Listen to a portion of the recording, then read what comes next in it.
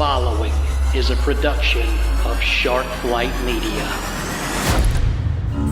Now entering the nexus of geekery and guy world in 3, 2, 1, mark. Do you know what the secret of life is? One thing. Just one thing. You know, that's just like your opinion, man. This is the Dudes in Hyperspace podcast. Hey kids, welcome to another exciting edition of the Dudes in Hyperspace podcast. I am your host, Ian J. Malone, going to be joined momentarily by my partner in crime, Kevin Steverson. Rob Howell has the night off tonight. Fantastic show on tap. We are revving our engines for tonight's episode, as it were. Going to be talking some motorsports with you. Other topics on tap. Took a peek at the pod mail bag. We got She-Hulk. We got some grilling talk we're going to be having later on tonight. Got a little bit of Twitter talk. Just lots of good stuff happening from our listeners. So thanks to folks who submitted questions there. Before we go any further, we've got to say a big shout out to our presenting sponsor. That would, of course, be the fine folks over at Chris Kennedy Publishing. Doesn't matter what you're into, folks. If it's military, science fiction, space opera, paranormal romance, urban fantasy, post-apocalyptic, high fantasy, whoo, they got it all over there at Chris Kennedy Publishing. To know more, check them out. Go to the website, chriskennedypublishing.com. You can read about their various books, their series, their authors, even sign up for their mailing list while you're there. Get yourself a free ebook. It is all right there again at chriskennedypublishing.com. Chris Kennedy Publishing, they are message-free sci-fi with a slice of fantasy. Also want to give a quick shout out to our friends over at the Believe Podcast Network. Love those folks. Doesn't matter what you're into for podcasts either, man. They are the #1 site on the web for podcasts professionals, so go check it out. If you want sports podcasts, they got it. Mystery thrillers, conspiracy theories, politics, pop culture, geek stuff, literary, they got it all. Again, #1 source for podcasts on the net for professionals. It's awesome. To learn more about them, go to their website, BLEAV.com. Again, that's BLEAV.com, the Believe Podcast Network. Brother Steverson, how are we doing this fine evening, sir? I'm doing good. Got the new puppy and getting to work out, bending over, cleaning up puppy pee. You know how that goes. Oh, yes. You got to teach them, and you know, it's one of those things that comes with the territory with a puppy. Yeah, there's a reason why I turned to rescues many years ago, and I've been pretty lucky on that front. That's been nice. I get them after their crate and potty train. Yeah. So, well, I'm happy to report that we are all feeling better in the Malone house after the sweeping plague that befell us on our 10-year wedding anniversary. I got COVID. My wife got COVID. My mother-in-law got COVID. It was mass hysteria, dogs and cats living together. It was gross for a couple of days. And disease. Dude. Thankfully, I mean, all jokes aside, we were very lucky. We got, nasty head colds, and that was the end of it. You have a fever for a day or two, you sweat it out, you break it, take lots of meds and, vitamins and whatnot, and just stay cool and stay chill and relax and sleep. And we were through it. So, happy to be done, happy to be out of quarantine, happy to be able to go back out to, the store, Home Depot, et cetera, and just happy to be around people again, man. Even supposed to be catching up with some buddies tomorrow night for happy hour. So, super stoked about that. So, well, nice. Let's say we get into the news and kick this sucker off proper, shall we? Yeah. And now the news. Alrighty, the news is the segment where we briefly talk about what's kind of going on in our world with writing projects and, cons and event schedules and stuff like that. For folks who are just now maybe tuning into this podcast for the first time because you're fans of our guests, we're all best-selling sci-fi authors here. Some of us even dabble in fantasy a bit, so if you fancy yourself as more of a sword and sorcery type of person, we got that too in this crowd. So we talk a lot of books and a lot of writing. And in addition to interviewing, people from the racing world or the sports world, we also interview a whole lot of authors and storytellers. So if you're a geek and a sports fan, we're your show. That's what we do here on the Dudes in Hyperspace podcast. But for now, we're going to focus on the book stuff and just kind of go with that. I don't have a whole lot of news to report. The plan was to get back busy on The Last Argonaut when I got back from the cruise, but with all hell breaking loose and all of that, I've only this week been able to get back to having a quiet house where I could hole in the mornings and do my usual thing at around 5. So that's back underway. One thing I did want to tell folks about, if you don't subscribe to my newsletter, you should. All right. So go to ianjmalone.net, hit the little button there, sign up for it, enter your email address. In addition to getting news and notes from me, I'm also doing a new thing. And Kevin, I got to say thank you to you for this, because you're the one who got me turned on to this service. I'm now providing free book stuff in every email that I send out, which is once a month. So folks are on hard times right now. All right. Gas is $4.50 a freaking gallon. And God help you if you've got diesel.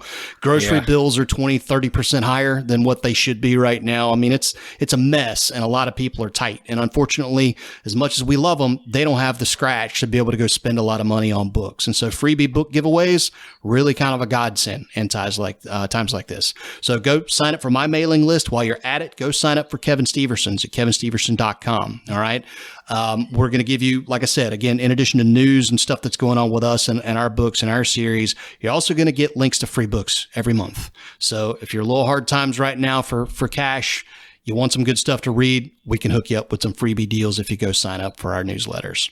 Yeah, and that's real important this day and age, because some of the simple things that you didn't think anything about, but on a Friday evening, you're not going to go out and spend $20-$25 at the bar or the bowling alley. Yeah, so we actually got read. a pod mail question from a guy who's in that very situation, and we're going to get to his question here in just a little while. Yeah. But yeah, no, I'm a big fan of that, man. Freebie book deals are good no matter who you're dealing with. It's always nice to catch a break, and so that's a service that I'm happy to provide. So thank you again to you for getting me turned on to this, the people who provide that, so that I could integrate that into my email. But that's enough about me, man. What's going on with you? What's going on in the world of Salvage Title? What's happening in the world of Kevin Steverson? Well, there's several books near stage completion. Yours is getting some editing, and then there's a couple others. I just got something from Briscoe Woods, first 13,000 words for me to take a look at. So that's going to be great. There's 20 books in Salvage Universe now, and like I said, there's more in the works and more happening. So it's all good. Continues to get published in Germany. So that's good. A lot of the CKP books are getting published in Germany. We have 30 books out there now. So cool. But that series is getting over there. If we got any listeners who sprechen sie. So that's happening. I've cracked the book and started the third in my fantasy series to finish up that trilogy. I know a lot of fantasy readers like all three. And so that's going to make a big difference when I have that third one done and out, so I can, start doing some marketing and that kind of thing.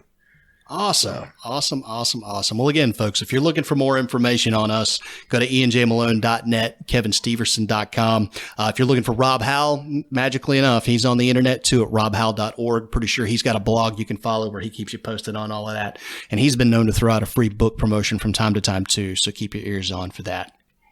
Well, folks, if you know anything about yours truly here, it is that I do happen to be a race fan. And for those of you who are like me and you're my fellow race fans, you know that May is quite possibly the most wonderful time of year not called Christmas. We've got down south the Coca-Cola 600, the NASCAR All-Star race happening in NASCAR land. We've got the Grand Prix of Monaco happening in Formula One country.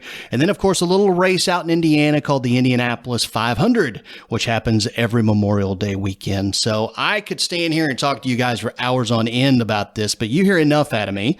So we decided we'd go out and get us some guests to come in and talk about this particular topic and just American motorsports in general. And that is going to come to us by way of the Turn 4 podcast, which you can find on YouTube, Apple Podcasts, Spotify, all the usual places. And it is hosted by Dan Maldonado and Tim Reiner, who is joining us now. Welcome to the Dudes in Hyperspace podcast, fellas. Appreciate you tagging along. Hey, Ian. Thanks for having us. Hey, Kevin. No problem. Tim, how are you doing tonight? Thanks for having us. I am so good. Happy to be here. Thanks for having us. We're excited to talk about IndyCar racing. Well, I love your show. I've obviously gone in and listened to a few episodes since we kind of crossed paths. I love the fact that you are an IndyCar-centric show, but you do step out of that from time to time, and you do cover other things happening over here, i.e. NASCAR, IMSA, F1. You dabble in a little bit of all of it. That's kind of where I want to start, is with sort of a bird's eye view of where we're at. It's really kind of an exciting time to be a race fan in North America. There's a lot of change happening, and particularly in this year of 2022, we've seen NASCAR roll out a new car. We saw the clash at the LA Coliseum, which was a once and forever event where we turned a football stadium into a quarter-mile bull ring. We had just this past weekend the Grand Prix of Miami, which has brought a lot of talk and a lot of chatter on the heels of just exploding popularity for F1 over here on this side of the pond. And then, of course, you've got IndyCar, and that's a series that has seen a lot of changes over the last few years, from the transition from Tony George and the Holman family to now being owned by Roger Penske. We have exciting cars. We've got aero screens. We've got an influx of new drivers in that series. I mean, at the end of the day, it's just a really exciting time to be a race fan in North America. So, Dan, I'm going to start with you on this, man. Talk to me about kind of the state of American racing. What do you see as being the highs and the lows right now of what's happening in the grand scheme of things? And you can pick any series you like or all of them. Choice is yours. You know what? If I could, Again, I want to say thank you, Ian, for having us. We appreciate it. We appreciate the kind words about our show. We're thrilled to be here. Thrilled to bring some of our fan, insights to your show. We are not insiders. We pride ourselves on not being insiders. We're really just fans, and we like to give our opinion on IndyCar and, of course, other forms of motorsport as well. But to talk a little bit about what you're saying, motorsports in the U.S. is doing very, very well, I believe. IndyCar has seen an uptick in their ratings, their television ratings, and of course, Formula One, right? Formula One tends to be the elephant in the room, so to speak. And I think that really comes down to what comes along with Drive to Survive. Sure. And Formula One couldn't have hit that one better if they tried, because Drive to Survive drops during the pandemic, right? So people are at home, they're forced to start watching something, and they see this on TV, on their Netflix, and it gives them a chance to peek in on Formula One that they otherwise wouldn't be able to do. And it makes it real to people, right? You can see the drivers, you can hear their voices, you can hear their perspectives. You get the behind the scenes, and of course the adversity. Adversity is what sells, right? Sure. So when you see the adversity between the teams, the drivers, and even these team principals, right? I tune in to hear and see whatever it is that Gunther Steiner has to say. He's the team principal for Haas, and whatever fight or whatever Toto Wolff has done to get under Christian Horner's skin. I tune in to Drive to Survive just for that. Oh yeah, no, it is a fantastic show, and one that is completely addictive. We've talked about that on this show at nauseum, particularly in our pod mail segment where we get most of our racing questions from listeners. Tim, I'm going to kick over to you for a second on this next one, man. I touched upon IndyCar here just a second ago, and the many changes that we've seen. From Penske buying Indianapolis Motor Speedway and the IndyCar series. The influx of new drivers like Romain Grosjean, Alex Palou, Scott McLaughlin. And then, some guy named Jimmy Johnson. You pair that with, the older stars like the Elio Castroneves, who makes history last year with his fourth Indy win. The stuff that's happening with the cars, there's talk of new engine manufacturers coming on board, maybe in the form of a Toyota. A lot of stuff happening in IndyCar right now. Of all the changes that have happened around this series, what do you see as the changes that will be most impactful to propel this series into the future moving forward? Yeah, I think the biggest thing when you look at the IndyCar series and the changes that have taken place, when you have Roger Penske taking over the series and really taking an influx of money into the series, that's really a big change for IndyCar, the Indianapolis 500, and what's about to happen here in just a little over a week at on Memorial Day. That with the drivers coming in, when you have influx from those drivers that are overseas, it really takes the viewership and broadens that to overseas. And we saw a lot of that in the 90s too. We saw some drivers come over. You look at Nigel Mansell that was here at one time that paired up with Mario Andretti. And those were if you want to call it, the heyday of IndyCar. And that's, when myself and Dan and we were all watching that, and we want to get back to that. And so we think that's, what we're seeing happening here in the IndyCar series. It's just really blown up. And if you look at the ratings that Dan just talked about a little bit, the ratings have really gone up for the IndyCar series. They put some new races and some destination races, which are important. If you look at Nashville and what took place last year, I know it was a yellow flag fest. But at the end of the day, it brought some new viewership and some new fans. And so overall, they've increased the safety there with the aero screen, and that's changed the overall dynamic and the settings of the cars. And so when you look at new drivers coming in, they're used to that. That's all they know. Sure. However, when you look at the veterans and where the veterans were prior to the aero screen, they've had to adapt, and that being able to adapt, they've fallen a little bit behind the 8 ball. So some people like Scott Dixon, who's, been dominant in the series for years, he's struggled a little bit this year, and ever since the aero screen has come on. And they said the balance of those cars have changed. And so it's been a lot of work for engineers and for the teams as a whole. And you've seen some influx of new teams as well. If you look at Juncos Hollinger and that team, and they've come on, and they were the team, if you recall, they were the team that bumped Fernando Alonso out of the Indy 500 several years ago. And that team has come on this year as well. But overall, Roger's doing a great job with the series, and we expect to see more and more changes as he continues to develop the series. And I think you're going to see a little more of the ovals kind of take place in the IndyCar series. Yeah, I've actually got a question on that, so keep that in your back pocket. Dan, I want to throw back to you for a second, man. Mm-hmm. A lot of changes have happened around IndyCar the last few years. In your mind, what have been the highlights? What are the things that really are going to propel this series moving forward into the future to grow fan base, grow viewership, and the whole 9 yards? Well, I think just to kind of tag on to what Tim said, I think it really starts with Roger Penske buying the series and buying the Speedway. Roger, according to Forbes, Roger has a personal net worth of about $3 billion. Right. Doing some things there. Oh, yeah. You don't become a billionaire by making, ridiculous money decisions, but Roger's also in it for the long haul as well. He's not looking for an immediate return on investment. His family's not, just looking to extract what they can in terms of profitability out of this thing. Sure, they want to make a profit, but they're making profit elsewhere. Sure. And they're doing just fine. But I think it starts with Roger being willing and able to invest in the series and understanding that it's a long-term investment and it's going to take some time. I think number two is the NBC contract. Yeah. Where they have most of their races are broadcasting on network. The time itself is within a certain window of where you'd expect to see your IndyCar races on NBC. You know where to go. You know about what time they're going to be on. So that consistency helps. Big gaps in the schedule, I think, is something that IndyCar really needs to work on. There was almost a month between the first 2 races of the season this year. Yeah. And that's something that you need to work on, because consistency, I think, is really what helps all of that. Sure. Putting on a good show, being able to allow these drivers to race each other, not make a mess of each other and knock big holes in these cars, but being able to race aggressively and appropriately. I think that's what's going to bring people back and continue to drive this upward. Sure.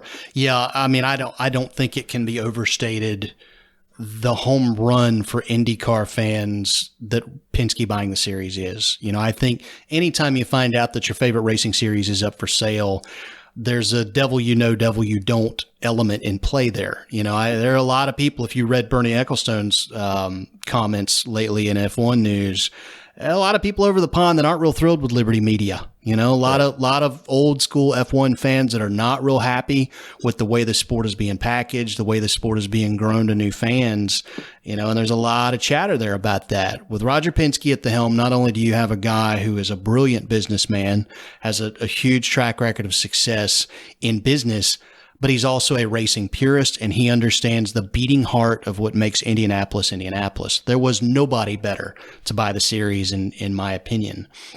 Let me ask you this. I just want to add to that. So I think you're right. I think what Liberty Media has kind of gotten themselves into hot water with is change, right? Yeah. People just inherently don't like change, but there's a way to manage the change, right? Manage the expectations of the change, but being sort of dismissive of, well, Monaco may not have a place on our future calendar. Right. That's going to make people crazy. That's like saying, right, Indianapolis isn't going to have a place on, or may not have a place on the future calendar. Sure. That's going to make people crazy. Whether or not that's true, there's still a way to say that. Right.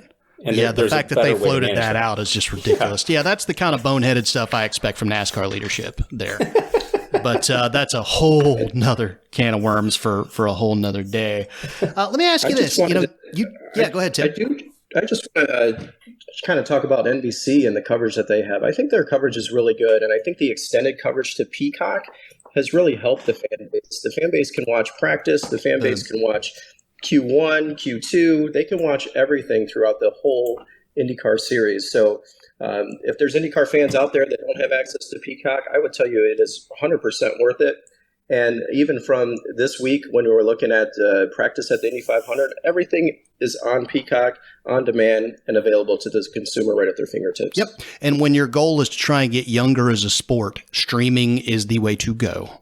Absolutely. With Gen Zers and to some degree millennials, it is all about the cord cutting, and they don't care that you're on network television. They want to watch you on a device. Peacock gives IndyCar that in spades. Now, I was a huge proponent of that. I thought it was I don't know how much exactly they're making off of the NBC deal. Obviously, they're getting paid, but the way it's structured, the way it's laid out, I don't think that position-wise you could ask for better for IndyCar. Let me ask you this. Is there something maybe IndyCar isn't doing right now to market itself that you think maybe they could be doing a better job of? And Tim, I'll give you lead on that one. Yeah, so I really think they're doing a good job. I think they've got a good product out there, and I think it always goes back to driver personalities and how do you get to the driver personality in IndyCar. They've struggled with that over the past several years, and for some time, where you look at a series like NASCAR, all of these drivers have some type of personality that they bring to the table. I've seen recently just doing driver lineups, something that they haven't done on NBC really well, just to give the fans a flavor of who these people are. When I look at the drivers themselves, and if you are an IndyCar fan, you can go to Twitter and get some of their personalities. But I think the series as a whole should do a better job. And I think they do well around the Indy 500. But other than that, you don't get that feel of, I know this person, I want to connect with this person, and I want to follow this driver no matter, what time of the year it is or what race it is, whether I'm mostly an oval fan or I'm a road course or a street course fan, I want to follow there in and there out. So I think if they did a little bit on that front, it would help the series. I gotcha. Dan, you actually mentioned Drive to Survive earlier, and I'm really glad that you did. That has done a magnificent job of opening up a whole new world of fans for Formula One. It's also, we've noticed F1 drivers, particularly guys in the back of the field, guys in the younger ranks that may not necessarily have a direct pipeline to a Red Bull or a Mercedes or a Ferrari, maybe starting to look over at IndyCar as saying, hey, Romain Grosjean doing some nice things over there. Ericsson, those guys, they're doing some things. Maybe I should look at IndyCar. How can the Drive to Survive effect bleed over into IndyCar, and how can IndyCar kind of ride some of that wave, since there are obviously a lot of similarities in the styles of racing, a lot of differences too, but there are similarities there that obviously can't be denied. How can they capitalize on some of that momentum? Well, I think it works kind of in two ways, where IndyCar has to continue to put on a great product, right? And be open to having tests and facilitating tests with some of these drivers in Formula One who, as you said, they don't have a path to a Ferrari or a Red Bull or a Mercedes. They might have some budget in their own pocket, and they might have some investors who are willing to take them into IndyCar to allow them to do their thing in IndyCar. I think IndyCar has to be open to that. I think they have to help facilitate that kind of testing. And I'll tell you what, if I were one of those junior Formula One series drivers, I would look at IndyCar and I would look at it very closely. And I'll tell you why, right? So in the last 7 years, Mercedes and Lewis Hamilton have won the series title, right? 7 years in a row. It's unheard of in any other series. Right. Past couple of seasons, your winner's either coming from Mercedes or Red Bull in Formula One. This year, your winner's going to come from Ferrari or Red Bull, right? That's just the nature of what it is. In IndyCar, 9 drivers won races last year in 17 events. Yeah. Right? If you're a guy who's going to, trundle around in the mid to back field like that, I don't know why you wouldn't want to try to get yourself into something like that where you're going to give yourself a better than average shot to win something like that. This year alone in IndyCar, we have 4 different winners in 5 events.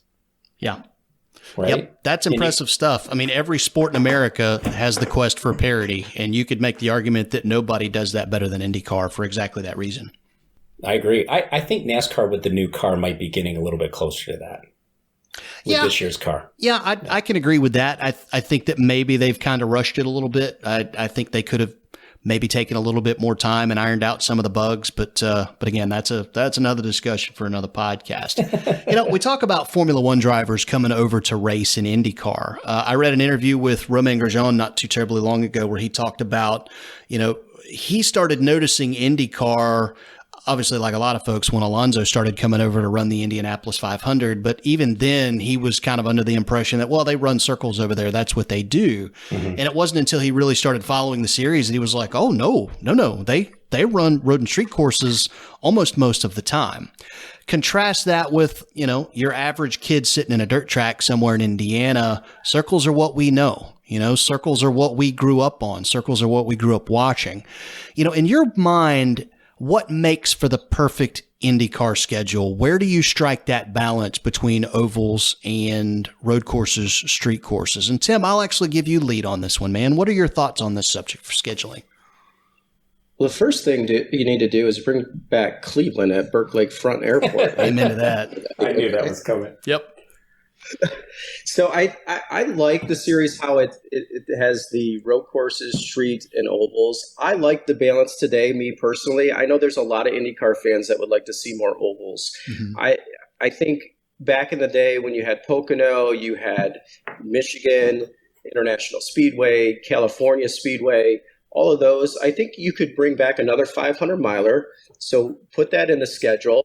I do like Phoenix. I know they've redone that. So a couple more ovals. But otherwise, I wouldn't touch what you're doing on the street courses and the road courses. When you look at Road America, that track and how great that is. Obviously, we have Detroit coming up here in June. That's a street course that is moving back downtown, which is great to see because that's going to help with businesses here in the local market. And us being a podcast based out of Metro Detroit, we love to see that stuff. But I think overall, like the older generation of fans really like the oval. So I think you need to bring a few of those back. But otherwise, when it comes to road and street, I wouldn't get rid of any of them at this point. I think they bring a good balance, and it really differentiates yourself from NASCAR and obviously Formula One when you have all these different tracks that these drivers get to drive on. Agreed. Dan, how about you? You got thoughts on the ideal IndyCar schedule? Oh, absolutely. This is a long bike ride debate between Tim and I on ovals. I don't want ovals just for oval's sake, right? Like I don't have that romanticism for like a Milwaukee Mile coming back, or, I'd love to see Michigan come back because, I live right here and I've been there. But I'm not that romantic about it, and I think the reason is because, the racing has to be good. It has to be compelling. Otherwise, people are never going to tune in. And you mentioned earlier about Gen Zs and millennials. They bore quickly. Yeah. Right. And you never really have 100% of their attention anyway. So that's number one. The second problem that I have with ovals just for oval's sake is a lot of these ovals are built for NASCAR. Yeah. So let's just say Michigan as an example, right? You could put 100,000 people in the stands at Michigan International Speedway, and for an IndyCar event, you might get 30 or 40,000. It still looks empty. Yeah. So it really doesn't put on a great show on TV. Like the optics of it are not great. Yeah. Well, we saw that in Texas earlier on this year, which was absolutely great finish, but from an optic standpoint was a real black eye for IndyCar. Absolutely. Now, I want to tag on to that. That was something that we talked about earlier. Like, what are some of the things that IndyCar could be doing better?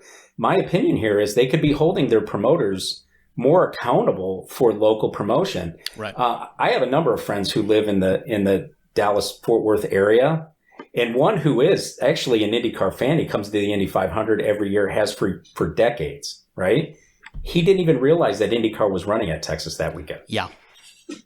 Yeah. And that's embarrassing. Yeah, I've seen some stones thrown at Penske Entertainment because, if I'm not mistaken, they promote most of these, do they not? I think they promote some of them, but no, Texas, the responsibility for that Texas race lies with Texas. Okay, so that would be Speedway Motorsports Inc. then. Looking at you, Mark Smith. Yep. So, all right, well, we talked about, what makes F1 great, what makes NASCAR great. To me, the model for IndyCar moving forward, and I'll let both of you guys kind of weigh in on this, I think this is it. I think striking a nice balance between ovals and between road courses. I think, since the dawn of time, race fans have argued and debated which discipline of motorsport takes more skill, to turn left and right or to continually turn left with somebody breathing down your throat and your bumper every step of the way. IndyCar has the ability to answer that unequivocally by saying, to be a champion in our sport, you have to do both. You have to race ovals, you have to race street courses, road courses, and you have to be good at both. And I think that is the hill that NASCAR should plant that IndyCar should plant their flag on, and say, we are that series. You have to do both in order to be our champion. That's what makes us different, and that's what makes us the best when you pair it with the level of parity that we see week in and week out among our ranks on the starting grid. Tim, you agree with that statement, that the balance is what makes IndyCar, and that should be the formula moving forward for success? Ian, I agree 100% on that. That's what makes IndyCar so desirable. That's what makes it so difficult for drivers to win that championship, is you're on 3 different disciplines. Yeah, road and street are sort of the same, but they're really not. It's permanent versus going through streets that you and I would drive our cars on. And I think to that point, I think you need to expand outside of the U.S. borders. I know we've got Toronto, but we've been in Mexico before. We'd love to go back down to Mexico, even overseas in Australia at one time. The series went there. So if you could do a little bit of that into the season as well, that would help, I think, in really attracting more fans and different drivers to come to the series and really follow it. So 100% behind you on that. Dan, how about you? Oh, totally agree. 100%. I think the disciplines required for a road course, a street course, an oval, big and small, I think is really what makes IndyCar stand out versus any other top tier motorsports. Yep. Could not agree more. Well, you can't talk about IndyCar without talking about the Indianapolis 500, and it is May. So we are getting ready to lock and load. Qualifying starts here in the next few days. We just had the Indy GP to kick off the month on the Indy road course. Dan, I'll start with you on this one, man. In your mind, what are the big headlines heading into this year's running of the Indianapolis 500? Well, I think first you really have to look at Helio Castroneves, and can he win a 5th Indy 500? Mm-hmm. He's extraordinarily popular. And it's been since 1992 when Rick Mears was last on deck to try to go for a 5th win at Indianapolis. Absolutely. Tim, how about you? You got any major storylines you're looking at heading into this year's running of the Brickyard? Yeah, I think if you look at Jimmy Johnson, he's natural. He's interested. The fans are interested in what he brings to the series and the Indy 500 in particular. He struggled on road and street courses, and he showed really well at Texas. So that's really a headline to look at here at IndyCar, is can he come into this race and do well? And if he could win, he'd be the oldest driver to win the Indy 500 as a rookie. So you got to look at that. He's 46 years old, and he's had great pace just the last couple of days, and I think he's going to do well with what we saw him do in Texas. Yeah. I obviously being a longtime NASCAR guy, Jimmy Johnson is one of the greats. He would definitely be on the Mount Rushmore of NASCAR Cup Series racing, 7 championships. I also think he's a hell of a nice guy, or seems to be. And from people that I've spoken with in the NASCAR garage, nobody has a bad word to say about Jimmy Johnson. So I'm rooting for the guy, and I've rooted for him ever since he got to IndyCar to find success, because I think he's just a great ambassador for racing. Having said that, at age 45, I don't come off of my couch too much for sporting events anymore. All right. I've seen it. I've done it. I root and I'll pump a fist from time to time. A la maybe a little Tiger Woods action, but the jubilation, all right, alcohol induced or not, just doesn't happen as often as it did when I was 22, but I got to tell you, last year when Elio took the checker, I told my wife with about 40 to go, because she's a race fan, but she was never a big IndyCar fan. I said, you watch this. I said, if this guy wins this race, you're going to see emotion on camera like you've never seen before. And when he crossed the checkered flag, man, I came off of my couch and gave a giant whoop right in the middle of my living room. It was a great time. So, Leo, Jimmy Johnson, we got any other favorites that we're looking for to win this race, or possibly maybe even a dark horse? Tim, I'll give you lead on this one. What do you think? Yeah, there's a lot of people to watch. I really think if you look at Marco Andretti, he's sort of a dark horse, but what a great story that would be to get an Andretti back in victory lane. So that is something to watch, and I think people would get off of their couch, just like you mentioned, if he was to cross the line first. And again, he's just doing a one-off Indy 500, but he's got the backing of his father and his grandpa, of course, and that team, which has a wonderful engineering group and is very, very quick around Indianapolis. So that would be good. And even from a Formula One perspective and a guy that does everything, JPM, Juan Pablo Montoya, he's a past winner twice. To see what he does in the Aero McLaren, I know they didn't have a great time last year, but if he came out and won, that would be good to see. And I wouldn't call him a dark horse. I just call him an experienced veteran that is one to watch out for. All righty, Dan, how about you, man? Any dark horses or secondary favorites that you're looking for in this one? This is where Tim faints, because I'm gonna give you Tim's favorite guy who doesn't have a full-time drive, and it's Santino Ferrucci. Hey, Yikes. love that guy. So I Santino, love that guy too. He's amazing. He is amazing. He's very fast. He's very young. I mean, he's insanely capable around this track. He's got 5 starts. Average finish of an 8.4. His worst finish is 11th. Right. Can you call that a dark horse? Maybe. Yeah. But man, he's very quick and very capable around Indianapolis. Yeah, I would wager they don't like him a whole lot in Formula One country after some of the comments that he dropped lately in an interview about his time over in Europe. He didn't really pull any punches on that. He was like, yeah, they didn't want me over there. I don't know what to tell you. They just didn't like me. They don't like any of us over there. We're just invading their turf, and that's why they give us the cold shoulder. Like, all right, Santino, tell me what you really think here, buddy. I need you to be a little bit more candid. Yeah, don't candy coat this for me. It's all right. Well, now's the big time. Now I'm going to nail you guys down. All right, you're the pros, so let's have it. Dan, I'm going to start with you. Who's winning the Indianapolis 500? All right, so I have to qualify this because I've been saying since last year's Indianapolis 500 that Graham Rahal would take the checkered flag at the 2022 Indianapolis 500. Okay, but on a more realistic standpoint, I am going to go with the guy I've been calling all or more recently than ever, Will Power.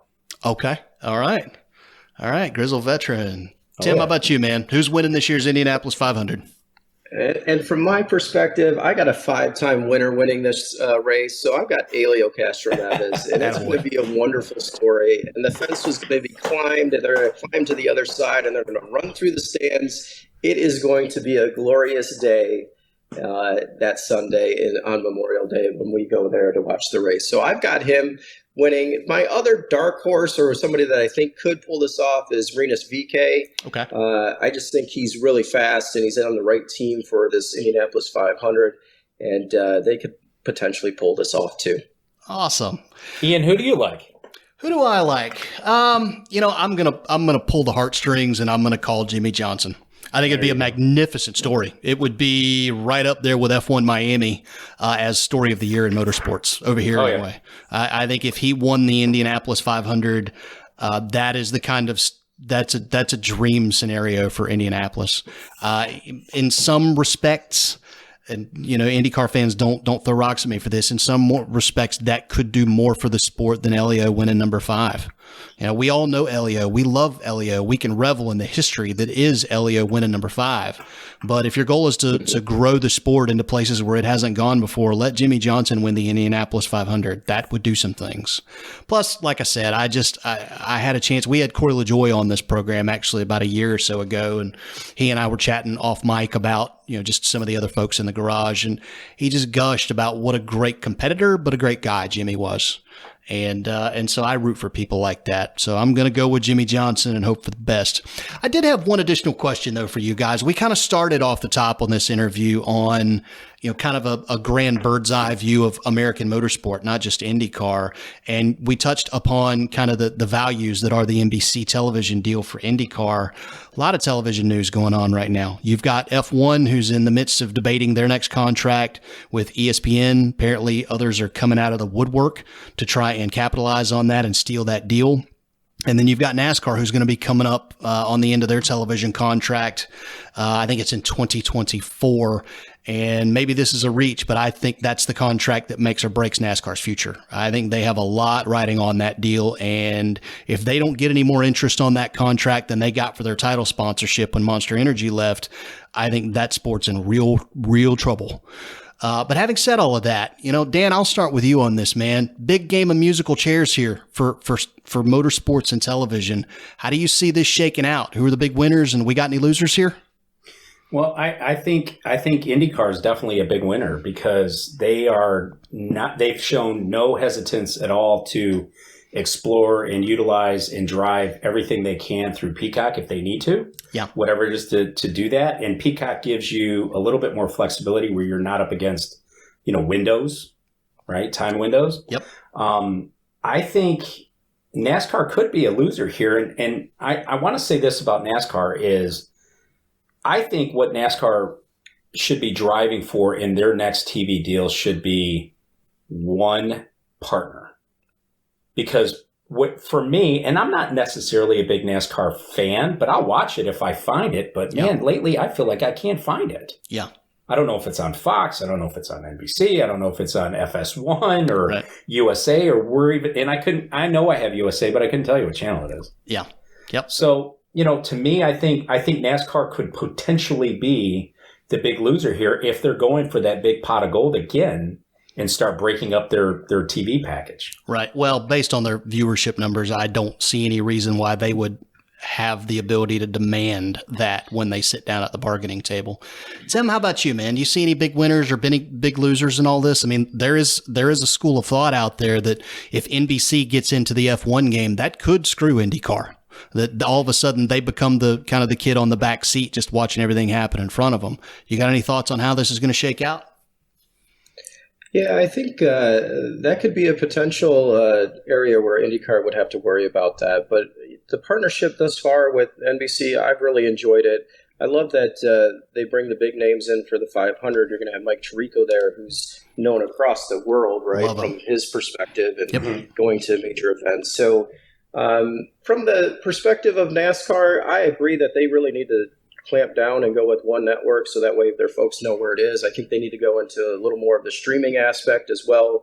I think IndyCar's done a great job with Peacock. I like F1 where it is on Sky, and obviously it's coming through ESPN commercial free, which is something you don't really see in America at all. So that's big, right? If you can sit down and watch an entire race and never have to break away for a commercial. So I don't see any of the other series being able to do that, but overall, I like where IndyCar's at, and I'm not anticipating that F1's going to stomp on the IndyCar toes and sort of take over.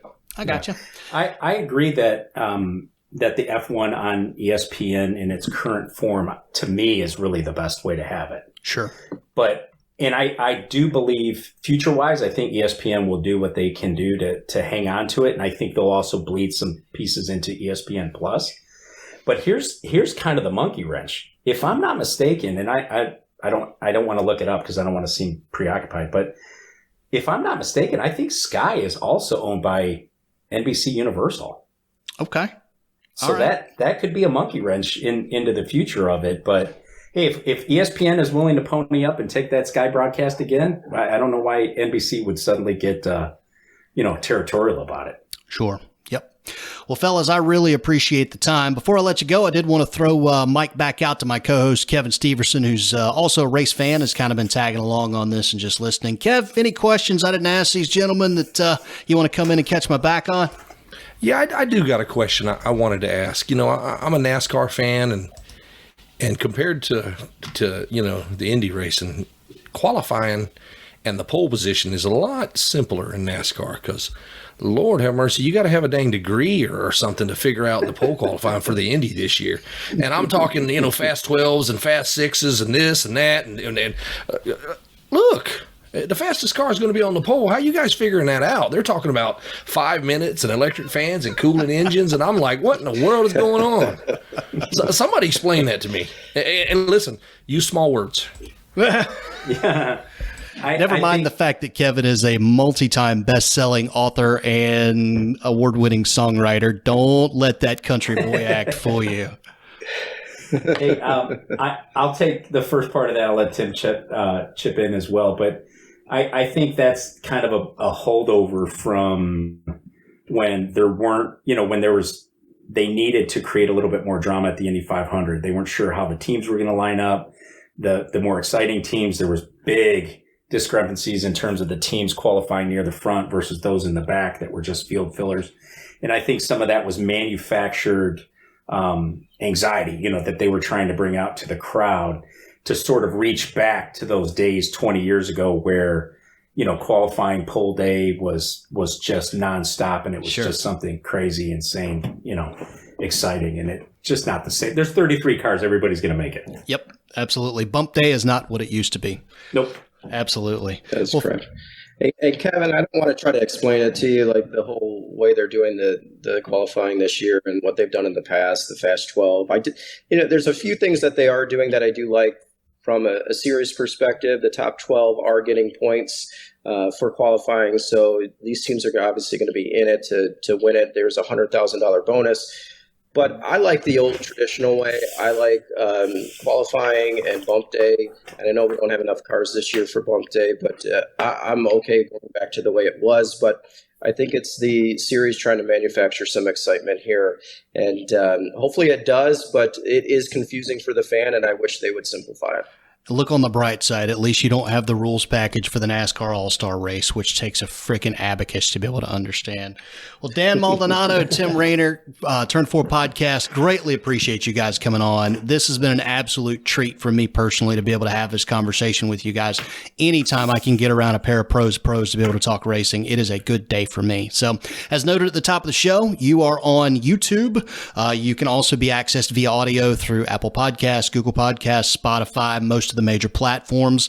Any other place folks need to come find you? And also, where can they find you guys on social media? You find our Twitter handle is a little bit more complicated. Sorry, because we're IndyCar guys, so we have to make it complicated. It's Turn 4 Podcasts. It doesn't end in a T. It's a 1. Turn 4 Podcast 1 on Twitter. And then you can find us on Instagram at Turn 4 Podcast as well. And then even our website, Turn4podcast.com. Awesome. Tim, how about you, man? Where can we find you on the socials? Yeah, so I'm a social media guy. So if you're looking at our Twitter handle, or you're looking at our Instagram, that's where you can find us, right? So we've got all of that out there, and everything runs into our website as well that Dan mentioned. That's where we're at, and we love feedback. So if there's any listeners that want to give us feedback, you can do that right on our website or through Twitter. We'll respond. And our YouTube page, right? So we've got a great YouTube channel site, and all of our recordings that are audio are also video. So you can actually watch Dan and I, for those that are really twisted and want to see us. You can watch us out there. So that was something that we decided to gain some more interest, and it's really kicked off. And we get a lot of comments through that and respond to that. So we love fan interaction. We will be at the Indy 500, so if you want to see us out there, we'll be between turns 1 and 2, not turn 4, unfortunately, but 1 and 2 is where we're going to be at, and we'll be out there enjoying the activities with everybody else. Awesome, man. Well, Dan Maldonado, Tim Reiner, the Turn 4 Podcast. Race fans, go find them. They are quality stuff. Thanks for coming on the Hyperspace, boys. We greatly appreciate it. We'll see you next time. You bet. Thanks, Ian. Thanks for having us. And that's going to bring us on down to halftime, where we give some love to our presenting sponsor, that, of course, being Chris Kennedy Publishing. To know more about their books and their series, folks, go check them out. Military, sci-fi, space opera, post-apocalyptic, dystopian, high fantasy, they got it all. It's chriskennedypublishing.com. This week, however, we are looking at a brand new release, or spotlighting a brand new release from P.A. Paul, as we call him. This is book 6 in the wildly popular Abner Fortis ISMC series. series. It's called Tango 2-2. So military sci-fi fans, this is another one that is right up your alley. And again, this series is hotter than a firecracker right now. So Kevin, what can you tell me about Tango 2-2 from PAPIOT? All right. Yeah, that's his latest release. But before we do that, let me just throw this out there real quick. I'm thinking Juan Pablo Montoya is going to win Indy 5. Yes, I just feel it. He's got a great car. He's got a lot of experience, and I think it's his time to I think he's just going to win it. Okay, well, you know what, sir? Apologies that I did not bequeath to you the platform to make your pick. I mean, on the heels of all the success that you've had on this show of picking sporting events, it really does seem like the least I could have done. But I'm glad you could not so subtly slide that in there for us. Tango 2-2, sir. Pay the bills. What are we talking about here? What are we doing? When diplomacy fails, send in the Space Marines. The Maltani homeworld has been plunged into civil war. The anti-human nationalists have driven the royalists out of power and forced the government into exile aboard a Maltani fleet orbiting the planet. On Terra Earth, war fever grips the populace. Opportunistic politicians and war profiteers manipulate public opinion to demand the United Nations of Terra get involved. It's a war everyone wants, and it's a war everyone will get. Brevet Captain Abner Fortas takes command of Tango Company, 2nd Battalion, 2nd Regiment, Tango 2-2. Just in time to join the fight. Tango 2-2 is a reconnaissance company, and their mission is to lead the way for the invasion force. The entire fighting force of the ISMC, 9 divisions, 45,000 Space Marines, is depending on Fortas and Tango Company to succeed in the face of overwhelming odds.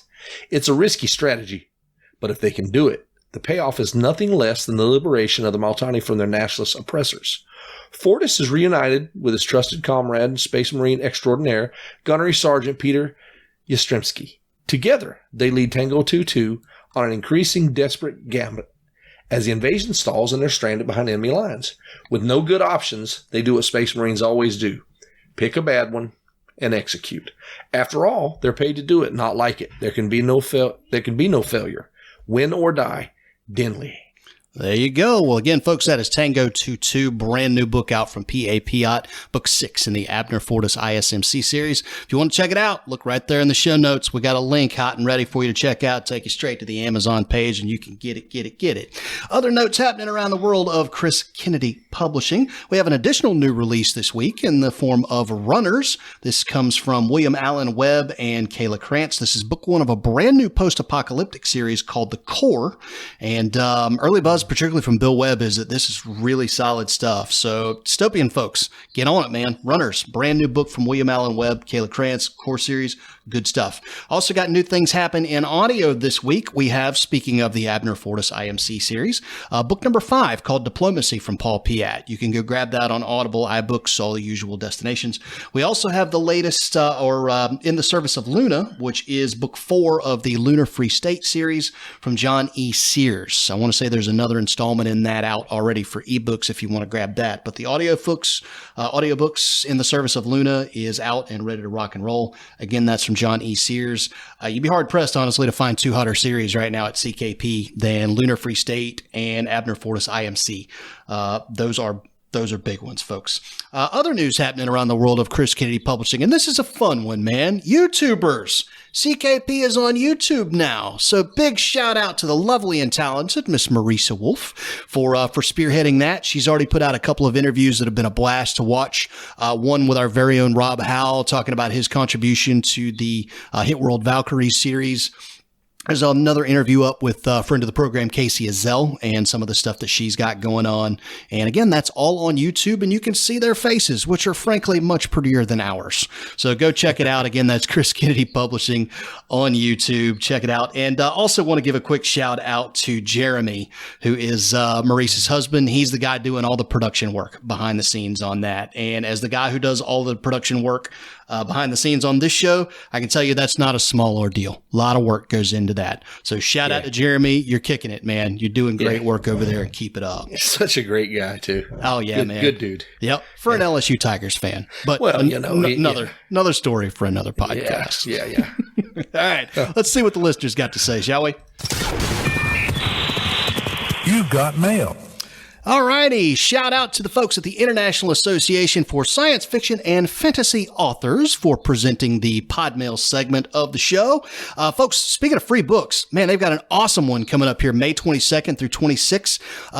Post-apocalyptic dystopian fans, they've got a huge free book promo coming out. Again, that's only going to be out from May 22nd to May 26th. So make sure you get up on that. Way you find out about it? Go to the website, iasfa.org. Sign up for their newsletter. That way you can stay informed on not only this, but also all of the many other book giveaways that they do. And they do about one a month. So again, if you're in that crew of folks that's, you're cutting back right now and you're tightening the belt, IASFA is there for you. Again, website is iasfa.org. Make sure you go there, sign up for their newsletter, and they will shoot you links, everything you need to know about how to get you some free books, man. So thanks again to those folks for promoting the program. Writers also, if you're not an IASFA member, it's free, dude. Get up on it. Seriously, there's some great community to be made over there, so go check them out. Website one more time, iasfa.org. First question comes to us from Corey, and I had to know this one was coming as soon as I cracked my email open today. Hey, fellas, Nick versus Jimbo Fisher. Nick Saban versus Jimbo Fisher. Go. Kevin, you are an SEC guy, so I'm going to let you take first crack at this one, man. This was everywhere on sports radio today. It lit social media on fire when Jimbo Fisher held his press conference. Real quick, actually, I should probably do this before I throw it to Kevin. For those who are following at home have been living under a rock lately, Nick Saban made some comments. Head coach of Alabama made some comments to the press. I guess it was on Monday, that basically Texas A&M just went out and bought their entire recruiting class with five-star athletes. They just went out and spent about $30 million and just paid to play, because that's what you can do now in the era of name, image, and likeness, is you just go out and headhunt and offer people more money than the next school, and you're going to get those recruits. Jimbo Fisher took umbrage with that and came out guns blazing today at a press conference to defend his staff and his program. And there were some harsh words. If you have not heard this, that is a sounder you're going to want to go listen to. All 9 minutes of it. It's freaking crazy. So, Kevin, back to you, man. Jimbo Fisher versus Nick Saban. I sent you the clip. You had a chance to read up on it and get the backstory on this. What were your thoughts on this, man, as an SEC guy? Well, as an SEC guy, I mean, first of all, there's one team that's sort of new to the SEC. So I just want to throw that part of it out there. Okay. But the thing is that NIL, that whole thing, it does let somebody pay to play. I mean, you tell a kid, yeah, we got the local car dealership and they're looking for a few top people. And if you come to our school, this is what's going on. That's happening. That crap is happening. Sure. And traditionally in the top 5 or 6 in recruiting, it's always been Alabama. It's always been your Ohio's, of late, Clemson, Georgia, that kind of thing. Georgia was in the top 3 the 2 years before this NIL started. Yep. And it's going on now. And so, there's probably some of that happening in Athens too, because a lot of alumni got some money. But on the flip side of that, how come Vanderbilt doesn't have a hell of a class? Because they got a lot of big money alumni that could be doing the exact same thing, but it's not happening. So I don't know, where, you know what I mean? Is it within the rules? Is it legal? Yeah. Is it good? No, I don't like it at all. Right. I don't like it at all. I'd rather it be, is it a good school? Do they have a good record? Do they got a chance of winning and that kind of thing? Right. For a school like that to get the number 1 class, yeah, something was going on with that NIL, because it's not based on their record and their shot at a national championship, as opposed to, say, your Georgias or your Ohio States or whatever right now. Right. Well, I mean, listen, in his defense, all right, and we know him well down here in Tallahassee, Jimbo Fisher's an incredible recruiter. He is a world-class recruiter. Miami fans hated him for his entire time here, and I've heard recruiters who were Miami alums who would say, we'd be sitting in a living room for a kid trying to recruit him to get him to come to Coral Gables, and somebody'd knock on the door and Jimbo was outside, and we would just hang our heads because we knew we're done. As soon as he walks through the door, we're done here. If this kid hasn't said yes to us before he enters the room, we're screwed. That was how much they feared him on the recruiting trail. And obviously, Saban comes along in Alabama and really gets the ball rolling there, and that started to change things. But particularly, within the confines of the ACC, Jimbo Fisher decimated all. So, that was the crux of a lot of his argument today. He said a lot of nonsensical things, which Jimbo Fisher does when he's pissed off.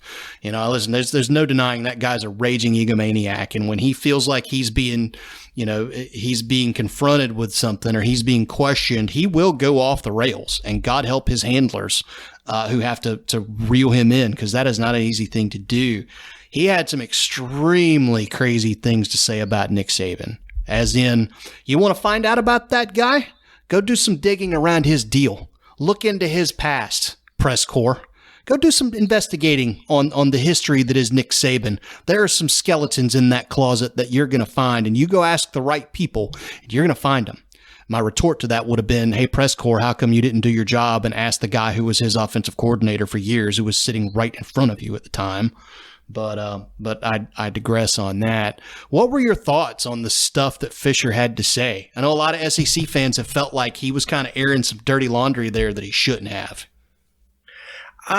Yeah, he was. And some of that stuff is supposed to be behind closed doors. I mean, listen, I don't think there's a dang college out there without skeletons in the closet. Nor is there anybody that's moved all the way up to a head coaching position. Let's be honest. Whether it's stuff that gets reported, stuff that gets, people find out about, whatever. Right. There's calls that have been made. There may have been tweets. I don't know much about tweeting these days because that can be kept screenshotted. But yeah, there's, I don't know. Yeah, some of that stuff should be kept behind closed doors. I thought it made for great theater. I mean, like I said, sports radio was a very entertaining place to be today, to listen to people weigh in on this and digest it. I guess for me, it all comes down to this. Can we please just put away can we put away the delusions that this thing hasn't just irrevocably changed? All right. Like, I got Jimbo Fisher standing on a mountain saying, we didn't do that wrong. We didn't do nothing wrong. It's like how he talks when he gets real animated. It's all about the children. The children. Like, Jimbo, just chill out, man. Your voice is cracking on you. All right. Stop it with the platitudes. Stop it with the pre-rehearsed speeches and the talking points. We live in an era now when you can pay players to come to your school. It's legal. It's happening. Just own it. Freaking University of Miami is not playing around, and Saban even referenced this. They run it in the paper. Yep, we're paying a basketball player $400,000 to come to our school. Why? Because we want to freaking win. That's what we're doing here. We're paying coaches. We're paying players. We're paying, offensive linemen. Like, we're paying anybody under the sun who wants to come here. And that's why our recruiting class went from somewhere in the freaking 70s to in the top 20 inside of a couple of months of Mario Cristobal landing here. It wasn't because he was our coach. It's because we were paying through the freaking nose. And you can do that when you're Miami. So just stop it with the grandstanding. Whether you're Jimbo Fisher, Deion Sanders came out. I don't understand why people are accusing us. We don't need to pay our people, to come here and be part of our people. They wanted to be here. Bull crap. There's no way Travis Hunter is going to Jackson State unless Barstool Sports isn't paying him 7 figures to go there. Just own it, man. It's legal now. You're not going to get in trouble. And even in the states where there are still weird laws as to how all this stuff is managed, like Florida, nobody's coming for you. All right. The NCAA has no teeth. Nobody's going to punish you. So let's just out with it. And all of that kind of brings me to the final point that I think this is the thing that if they're not careful, this is going to kill college football. It really will. And I've heard lots of people like, God bless him, Rob Howell, talk about how this is basically we've entered the kind of a climate of, professional sports, the NFL, Major League Baseball. And I agree with that on the principle that, players should be able to, to get paid for their name, image, and likeness. I agree with that on face value. But if you honestly didn't see this coming, where recruiters were going to use this to get recruits to come to their school or go tamper with players who are already on other rosters. If you didn't see this coming, then you're an idiot. Okay, this is the way this was going to go down without proper regulation. And the NCAA was nowhere to be found. So, this needs to be regulated. They've got to find common ground. Never mind the fact that this doesn't help all players. This helps your superstar players. They get paid. If you're a third string offensive tackle at Vanderbilt, you ain't making no money. All right. No small business wants to pay you to be the face of their, the face of their company. So, I would like something that's frankly more fair and equitable for all college athletes, not just the star quarterbacks named Young who go to Alabama, or the guys named Jones who go to Georgia, or, pick your school, pick your superstar, 5-star athlete. I would like something that's more fair. I do think it's rather fitting that the messenger for all of this doom and gloom stuff is Nick Saban. That's rather comical to listen to him gripe, because that's basically, you've got to know. I mean, if you read between the lines, that's what that whole speech was to that group of press and boosters. That was him saying, guess what? All right. We were able to recruit. We were able to sell facilities and do the things that we needed to do and sell our success in order to get recruits here and build the dynasty. That's not going to be enough anymore. Look at Texas A&M. So get ready to open those super deep wallets of yours in Tuscaloosa and get ready to start paying up, because that's what it's going to take if you want to keep us on top of the mountain. That's what that was. Right. So it all translates to something that I don't like where college football is at now, and it makes it very difficult for me to care, because I know my school, Florida State, all right, we just lost a legacy in Marvin Jones Jr. to the Georgia Bulldogs. And it wasn't because he didn't want to come to Florida State. It's because we couldn't pay him nearly the amount of money in NIL that Georgia could. And so he went to Athens. And I don't blame him for that. If I'm an 18-year-old kid and somebody's throwing a 6-figure, 7-figure deal at me, that's where I'm going. You bet your hard-earned dollar I'd go to Jackson State if Barstool Sports wanted me. So it makes sense. I don't think it's fair. If you're a fan of somebody other than an SEC or a Big Ten school, you really don't have much of a prayer right now. You're not going to compete. So you would think that the UCLAs and the and colleges like that had money. I mean, big money. Yeah, alumni. Surely Notre Dame's got big money alumni. Come on, and they may well get involved. But here's what you run into. All right, and I know people get tired of listening to me beat this drum, but it's you can't argue with math, dude. The SEC and the Big Ten make so much more money from ESPN and their television contracts that they have deeper coffers than people who play in the ACC and the Pac-12 and the Big 12.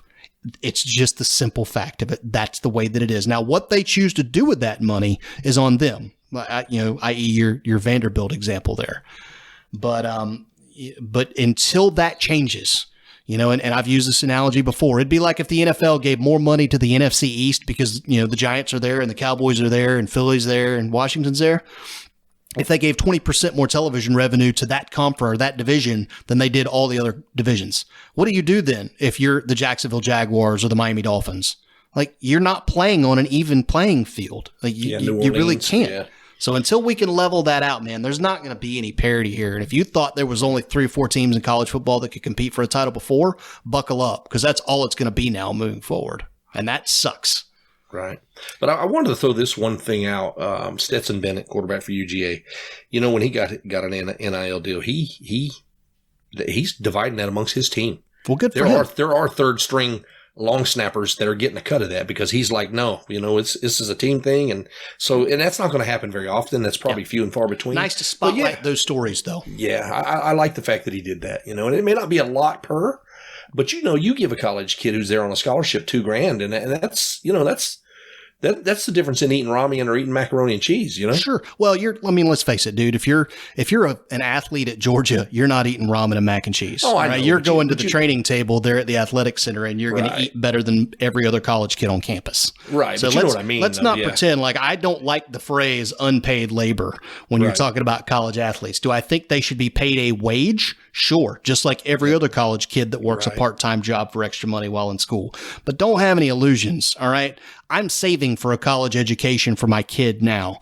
I know how expensive that crap is. They will never have to worry about that. So in a day and age when we've got people begging the federal government to forgive student loan debt because they're in debt into their 50s, paying off a master's degree, these guys never have to worry about that because they play a sport.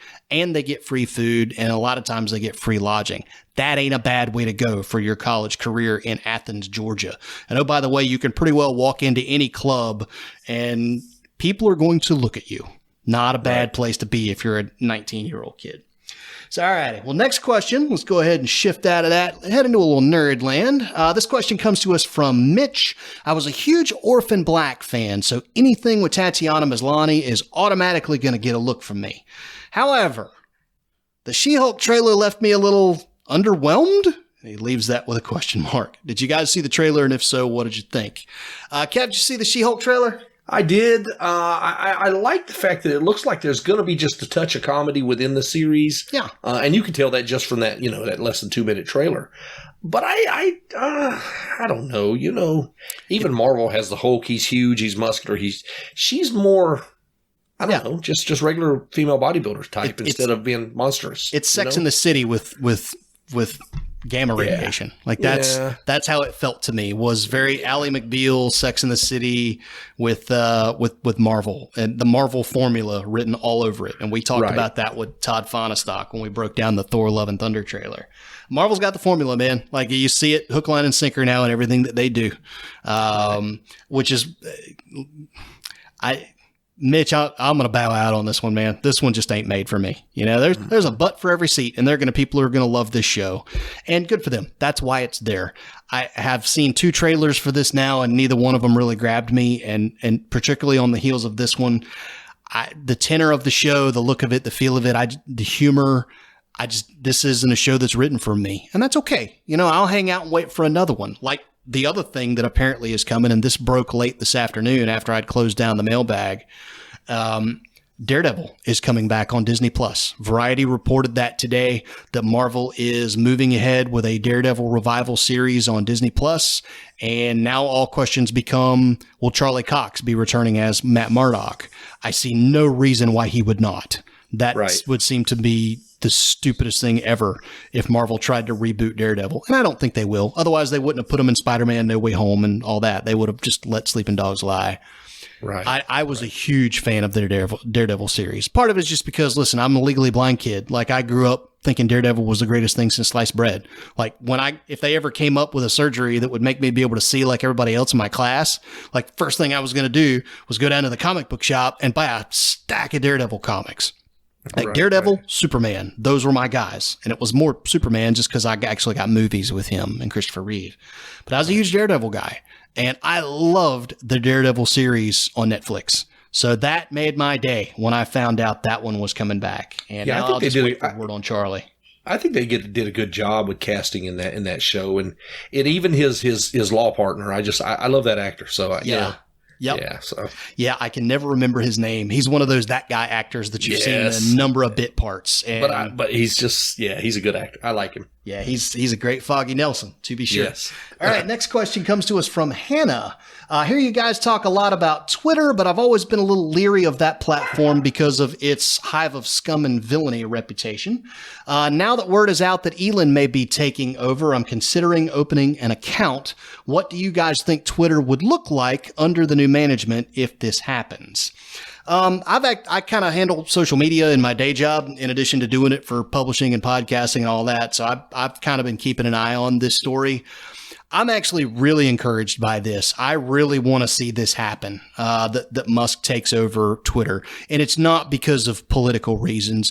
It's because from everything I can read, he wants to turn the Twitter profit model into something more akin to MeWe, which is a Facebook alternative that you've heard us talk about on this show that I'm actually a big proponent of, even though nobody's on it.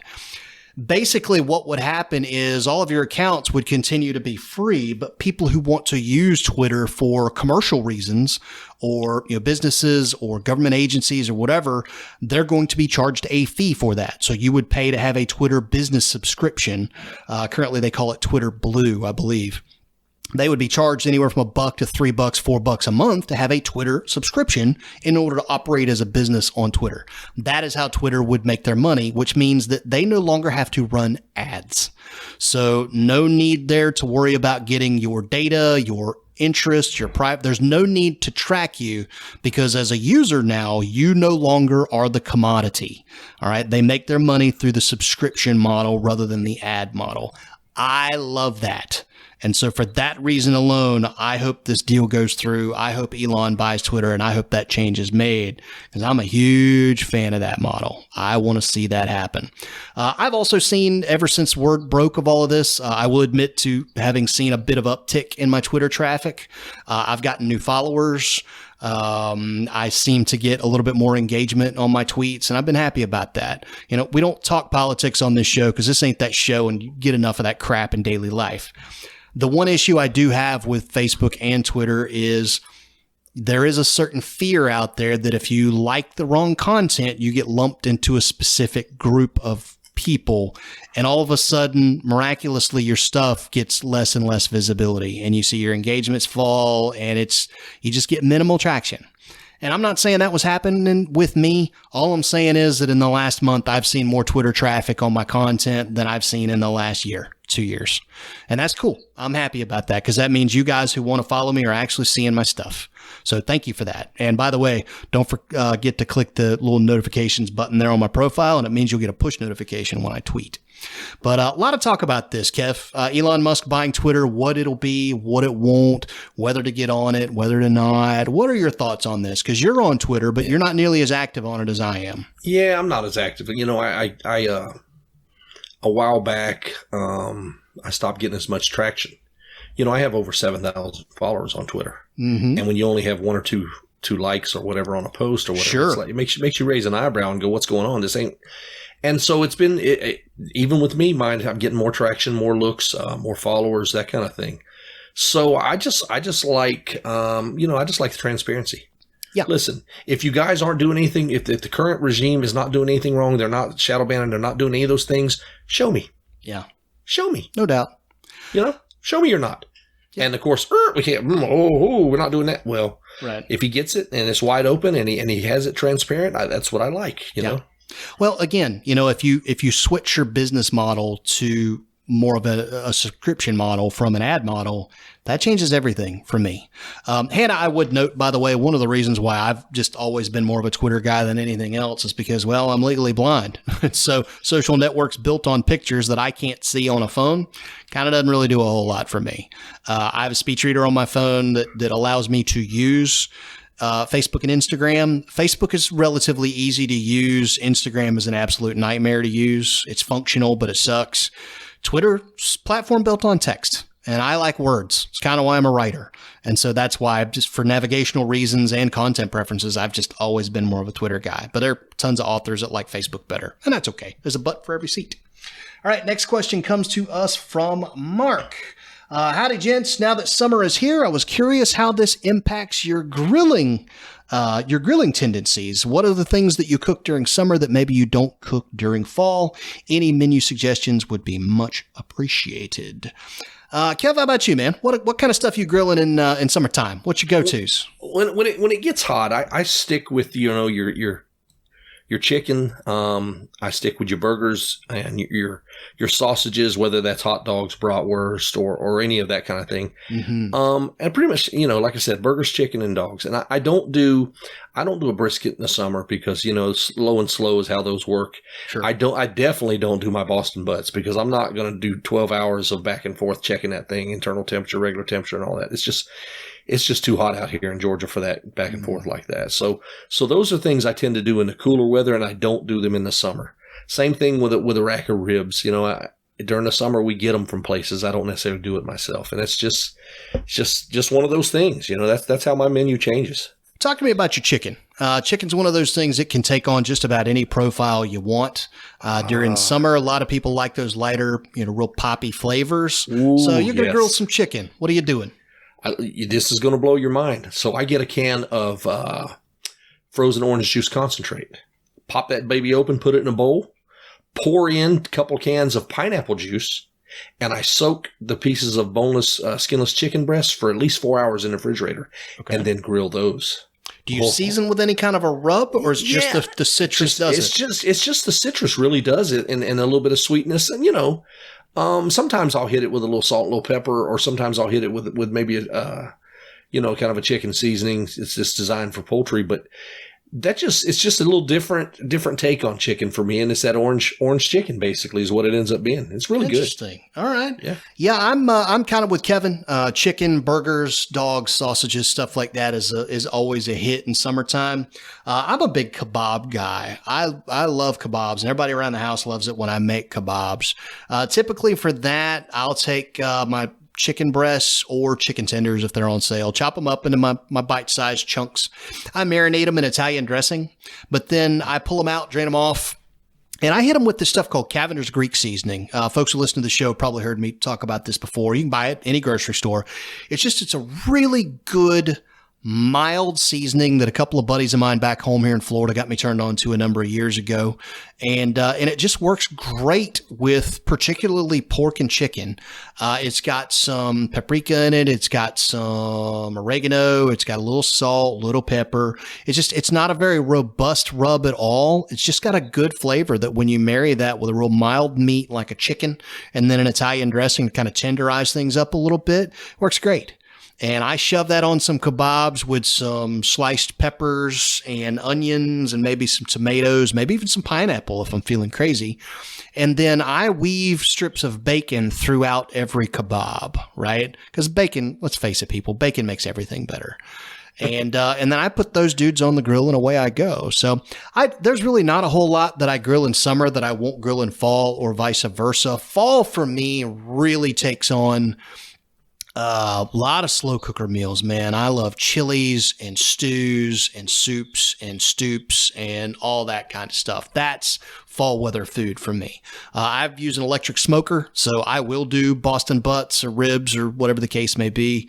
Kevin's a little bit more old school than me on that front. But yeah, that's kind of my go-to. Burgers, I'm all about keeping things simple, man. I'm a salt, pepper, onion powder, and garlic powder. That's it. I may put a little bit of Worcestershire in there, but that's it. I like my burgers to taste like burgers. Yeah, I like garlic on my burger too. So garlic. All right, next question comes to us from Bernard. Yo, guys, you talk a lot about places you like to eat and things you like to do on this show, but any suggestions for how to do those things on a budget? My company laid me off last month, and since then, the missus and I have been cutting back on a lot of the extras, i.e. dinners out with friends and my occasional bottle of Woody Reserve until I can find work. Thanks for taking my pod mail. Yeah, man, date night on a budget, man. Me and the marvelous Mrs. Malone know it well. We did quite a bit of that early on in our marriage. There's nothing wrong with a park. Make yourself a picnic, man. Cook your food at home. Keep the bill down. And load up in a nice basket, get you some drinks, put them on ice in a cooler, head out to find a nice park somewhere. Have yourself a picnic. We're very lucky that we live on the coast, so we can just go do a day at the beach if we want. But, coming up with good meals and things to be able to do at home, that's really the biggest cost saver you can have is not eating out. And it sucks because if you're like us, I love go out and freaking sit around and have a happy hour and a good meal. And that's a great way to pass the time. But that will get you down in a hurry, particularly with costs being what they are now. We went to BW3s a while back, did wings. It was me, Natalie, and Xander. My stepson, and for three of us, no alcohol, no nothing. I mean, just 3 rounds of wings and chicken tenders with a drink and some potatoes was over $50. So definitely learn how to cook some new meals. Internet is filled with places where you can get new menu ideas and new tricks. So get after that. As far as when you do got to get a meal to go, I'm a huge fan of the Little Caesars hot and ready stuff. For $6, you get a sausage pie. You can't get a frozen pie, which is freaking gross for that price. So I do that. On your Woody Reserve, I would tell you look toward, a buddy of mine here got me turned on to a bourbon called Benchmark, which, believe it or not, comes from Buffalo Trace Distillery in Kentucky. Fantastic stuff. It is my budget bourbon of choice right now. So if you're looking to do bourbon on a budget, definitely check out Benchmark. And then, all your usual culprits for beer and whatnot. I'm a big High Life guy when I want to do cheap beer. Can't beat it, man. Champagne of Beers has been around for over 100 years. It's good stuff. Kevin, how about you guys, man? Balling on a budget for date night, events, stuff like that. You and the missus got any tips for this guy? Well, listen, there's one thing that, especially, early on, money was tight, in between my break in service. But listen, this is really cheap. You can go get you a pack of hot dogs, some buns, get you some dang coat hangers and start a little fire out there in the fire pit. And it's a great time. Couple hours shooting a breeze, a cheap drink and literally grilling your own hot dogs. You know what I mean? It's one thing, it comes off the grill, everybody gets a plate, goes fixes it. But when you're sitting there and you're holding it yourself and you're grilling your own and you're getting it just as black as you want, I mean, that's a great way to pass the time. And you can eat a meal for less than $10 when you're going with hot dogs. Sure. You know what I mean? Even for several people. Yep. So it makes a great Friday night. Yep. And again, there's never anything wrong with the dinner and a movie trip either. So hot and ready pie from Little Caesars, good bottle of Woodbridge, Pinot Grigio, let's say, and then kick it with a nice movie on, Tubi or Peacock or any one of those freebie platforms if you're not going to do Netflix or Prime or any of the usual suspects. But good luck on that, man. I've been laid off from a job before, and that sucks. I mean, with a giant, that just sucks the weenie. So good on you, Bernard. Way to hang in there, man. Just keep your head up. It'll be coming to you. All right, next question comes to us from Dan. Don, not Dan. That's an O, not an A. You seem pretty impressed with your latest podcast on the F1 Miami Grand Prix. However, Bernie Ecclestone's comments of late would seem to indicate that not everybody shares your enthusiasm. What were your thoughts on his interview?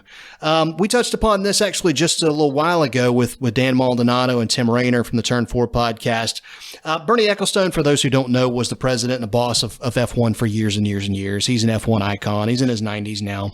And basically, he was asked, what do you think about F1's growth into America? And specifically, what did you think about the Miami Grand Prix? And he said, and I quote, "Lots of stupid things come out of America," unquote.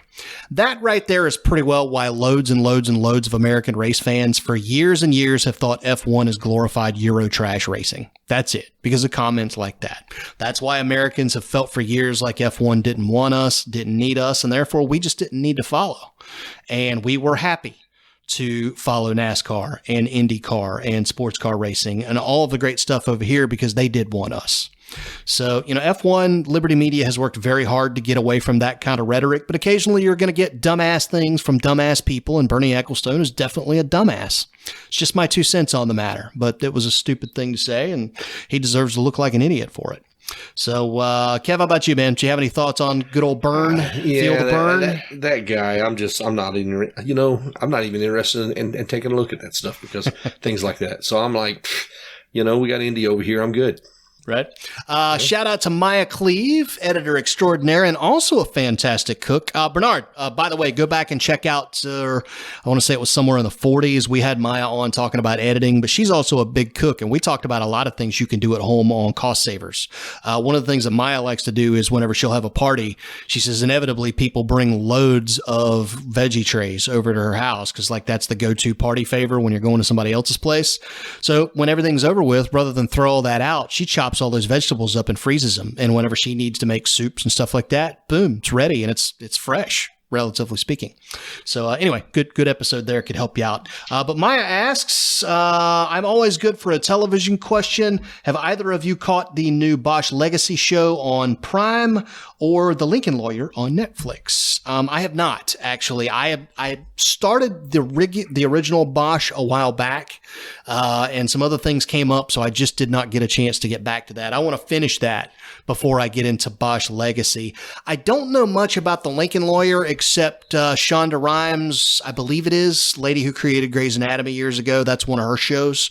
I've seen the trailers on Netflix, but that's about it as far as my knowledge on that show. Stuff that we're watching right now, Maya, honestly, we are neck deep in Better Call Saul.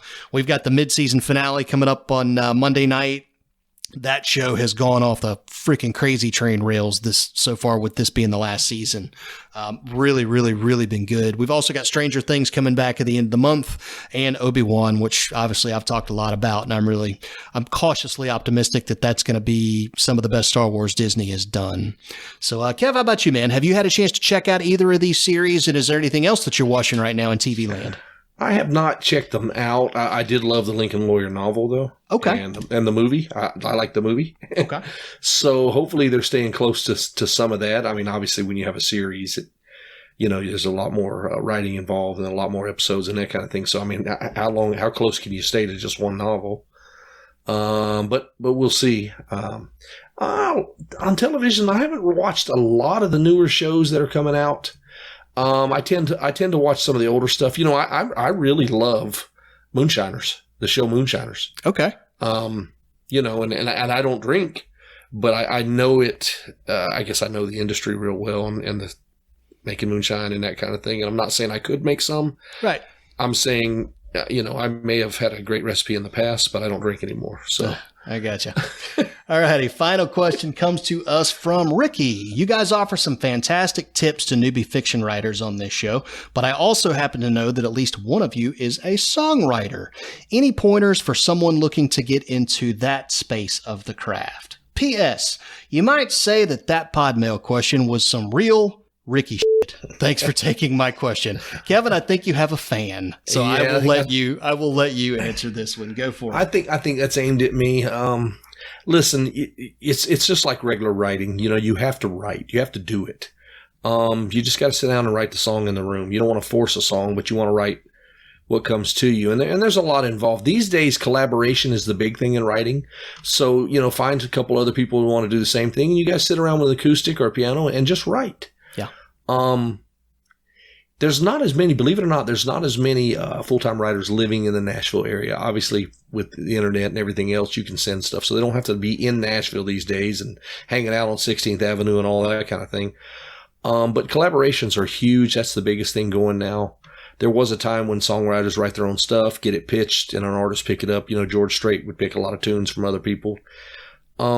Nowadays, the record labels have the artist sit down and write with a couple big-time writers, and so the artist himself is also on the write, which, it cuts into funding and that kind of thing. But, I mean, that's just the trend. That's the way it is. Right. And they do that with their up-and-comers, their new stars. They sit them down with serious senior songwriters and people that's been around Nashville for a while or whatever, and they let the new guy write with them. And so the songs coming out are going to be great, and then they've got this new kid's voice, 19, 20-year-old. And so the combination is just huge right now in Nashville. But I think you really just got to get with somebody and start doing some collaborating so you can put stuff together and, get a song done. So. Cool deal. Well, there you go, Rick. Hope that helped you out, and we appreciate you being a fan. That's going to bring us down to the hour, and with it, we shall wave the white flag. White flag. White flag is the segment where we tell folks what's on our radar coming up in the next couple of days and weeks. Can be book-related stuff, can be sports-related stuff, can be pretty much whatever we want it to be. In our neck of the woods, talked about it just a second ago, man. Better Call Saul, mid-season finale. I am jazzed to see how this is going to go down. I really try and stay away from spoilers, which when you're on Twitter, that's kind of hard to do. But I've been able to do it. Supposedly, though, the mid-season finale is going to be a biggie. A lot of stuff's going to happen, and there's one character in particular that I'm kind of worried about, and I don't want that to go down the wrong way, and I'm afraid it might, but I will find out Monday night. Really excited about that. Also starting to do some early prep for Infinity Con. That's going to be happening June 4th in Tallahassee. So folks who are around the Florida Panhandle, come see us there. Myself and Nick Steverson, another author in the salvage title universe, we're going to be loading up and heading over there for that Saturday and Sunday. That's going to be held at the Donald L. Tucker Center there, formerly the Leon County Civic Center, right in the middle of town, which is where the Knowles play basketball. So y'all come out and see us, man. We're going to be hawking some books, going to be on some panels and stuff, talking about writing, talking about sci-fi and stuff, and really jazzed about it. So that's what's on my radar. Brother Steverson, what's going on with you, man? Well, that same weekend, you'll be at the con. I will be officiating a wedding up in Ohio. Tyler Ackerman, one of the front men for the band Cypress Spring, he's doing independent stuff now by himself, but I'll be up there officiating his wedding. I've been ordained since late 2005, so going to go up there and do that for him, and then it won't be much longer later. Right on my birthday weekend, I'll be in LibertyCon. Nice. So in Chattanooga. Yep, I'll see you there. So looking forward to both of those. Yeah, that's great. Looking forward to both of those, and then I don't know, as far as what's happening in the world. I'm just Ohtani was coming on slow with the bat there in baseball, but now he's bringing it back up, bringing his batting average back up. I'm just curious to see if he was a one-year wonder, if he's going to do it again, Shohei Ohtani. And when he had a game where he threw 11 strikes and strikeouts and hit 2 home runs, I think he's not a fluke. Yeah. Going to be interesting to see how that pans out. Sadly, my Cincinnati Reds will not be relevant ever again as long as Bob Castleton is the owner. So, you know, you guys got into record books this year. Yeah, in a very dubious way, my friend. So, not cool at all. All righty. Well, thanks again to Dan Maldonado, Tim Reiner. Turn 4 podcast, ladies and gentlemen. If you are looking for racing content, them boys got you covered. Go check them out on YouTube if you want to watch them live in video, answer questions, all that good stuff there. Or you can subscribe to them via podcast like you do with this show, Apple, Google Play, all that stuff. You can find them there. Also, for our show, their show, leave stars, man. If you like a show, if you like a program and want to support it, that's how people find us. So leave 5 stars, leave a quick review on why you like the show, and it helps to boost us up the rankings. Thanks as always to Chris Kennedy Publishing for being a presenting sponsor for this show. Thanks to the International Association of Science Fiction Fantasy Authors for sponsoring our pod mail segment. And thanks to you guys, the listeners. If you want to send a pod mail question to us, just catch up with us on social media by following Shark Flight Media on Facebook and Twitter, or you can catch up with us as individuals, or send us an email at dudesinhyperspace@gmail.com. For Brother Steverson, for Brother Howell, who will be back next time, I am Ian J. Malone, and we'll see you next time on the Dudes in Hyperspace podcast. See ya.